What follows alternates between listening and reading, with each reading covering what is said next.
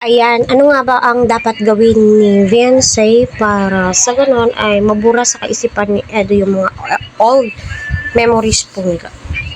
Para sa akin, tulungan ni Viancy itong si Edo. Kasi nga po, kung napapansin nyo, nahuhulog na po yung loob ni Edo kay Viancy. Babae po tayo. Babae po tayo, nakakaramdam po tayo kung totoo ang isang lalaki. Napanood nyo ba yung kumain po sila sa labas, yung ice cream na sinabi ng commentators is maanghang po yun. Sinubuan ni Edo. At saka sa pangalawang kuha ni Edo ng ice cream, sabi ni Viancy ayaw niya na. So, binalik ni Viancy at sinubo ni Edo. So, iisang kutsara po yung ginamit po nila. So, wag niyo pong sabihin na nandidiri itong si Edo kay Viancy kasi wala pong ganun. Kayo lamang po mga basher ang gumagawa ng issue. At sinasabing hindi nakaka-move on si Edo kasi nga ganito ganyan. Wala pong ganun.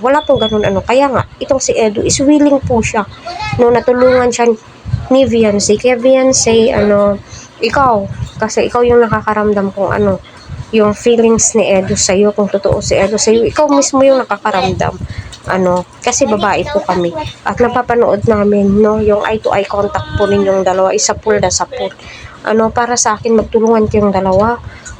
At saka sa mga nagsasabi wala pa po sa legal age itong si Viancy. Yes, nasa punto po tayo na wala pa po sa legal age itong si Viancy. Pero kung may basbas ng parents po nila, why not?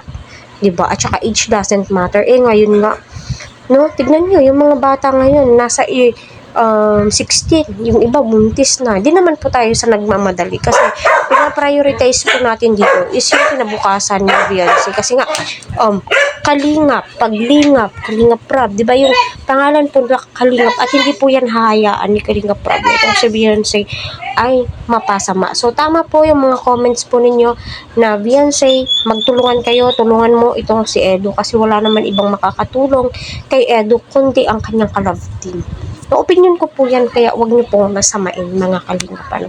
So, base lang po tayo sa mga nagpapanood po natin sa comments po na nagbibigay ng idea. And syempre, sa mga past ni Edo. Although, yung mga past po niya, hindi po yan sila naging sila. Love team lamang po yan. Kung naging sila man, ay hindi po natuloy. Naudlot po yan. Kasi, alam nyo na kung ano yung history ng dating ka-love team ni Edo.